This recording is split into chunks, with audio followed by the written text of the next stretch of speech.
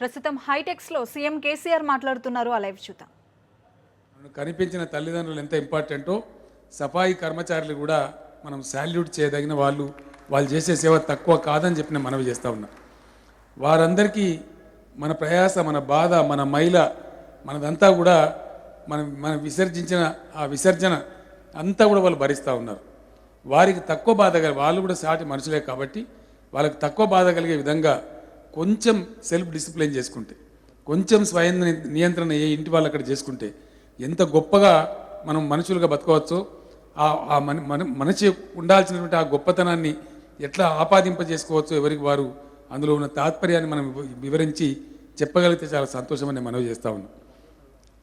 బాపూజీ ఆయన స్వతంత్ర పోరాటం జరిగే సందర్భంలో కానీ ఆ తదనంతర సందర్భంలో కానీ దళిత వాడలకు వెళ్ళి కొన్ని విమర్శలు వచ్చినప్పటికి కూడా అక్కడనే వాళ్ళ మధ్యలో ఉండి ఎట్లా ఉండాలి పరిశుభ్రంగా, దానిలో ఉన్న గొప్పతనం ఏంది, పేద బస్తీలకు, దళిత బస్తీలకు, గిరిజన బస్తీలకు వెళ్ళి ఆయన ముమ్మరంగా ప్రచారం చేశారు. స్వచ్ఛ భారతమే నిర్మల భారతం, నిజమైన భారతం అని చెప్పి బాపూజీ చెప్పారు మనకు. వారి ఆశయ సిద్ధి కోసమే ఈరోజు మన భారత ప్రభుత్వం స్వచ్ఛ భారత్ కార్యక్రమాన్ని చేపట్టింది. అందులో భాగంగా మనం ఈరోజు స్వచ్ఛ తెలంగాణ, స్వచ్ఛ హైదరాబాద్ కార్యక్రమాన్ని మొదలుపెట్టినాం. ఈ కార్యక్రమం ఇక్కడికి ఆగదు. హైదరాబాద్ నగరంలో ఉన్నతమైన బాధ్యతలో ఉన్నటువంటి మనందరం పోతే ఇది కొద్దిగా క్రిటికల్ ప్లేస్ కాబట్టి, ఒకే చోట దాదాపు 1 కోటి మంది జనాభా ఉండే ప్లేస్ కాబట్టి మనం అంతా ఇక్కడ ప్లాన్ చేసినట్టయితే దీని ఇన్స్పిరేషన్తో రాబోయే కొద్ది రోజులలోనే అన్ని మున్సిపాలిటీస్లో, అన్ని గ్రామాలలో కూడా తెలంగాణలో ఈ కార్యక్రమాన్ని స్టార్ట్ చేసుకుంటాం. దాన్ని కూడా కొనసాగిస్తాం.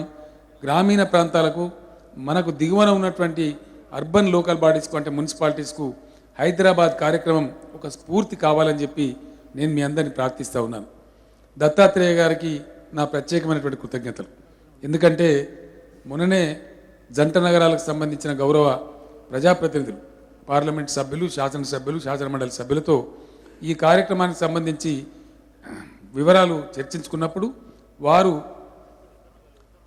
నా ఛాంబర్కి వచ్చి మేము ఇద్దరం కలిసి ఛాంబర్కి వెళ్ళిన తర్వాత ఎన్ని డబ్బులు పెట్టిన ముఖ్యమంత్రి గారు ఏం చేశారంటే, ఈ విధంగా చేశాం, ఒక 200 కోట్లు సిద్ధంగా ఉంచాం, దయచేసి మీరు కూడా కొంత కేంద్ర ప్రభుత్వాన్ని మాట్లాడమంటే అచ్చమైన అసలైన సిసలైన తెలంగాణ బిడ్డ కాబట్టి, ఈ నగర వాసి కాబట్టి, ఈ నగరం మీద ఉండే ప్రేమతోని వెంటనే నీతి ఆయోగ్తో మాట్లాడి ఈరోజు ఒక 75 కోట్లు ఈ కార్యక్రమానికి మంజూరు చేయించినందుకు హైదరాబాద్ జంట నగరాల పక్షాన, మనందరి పక్షాన, నా పక్షాన ప్రత్యేకంగా వారికి నేను కృతజ్ఞతలు, ధన్యవాదాలు.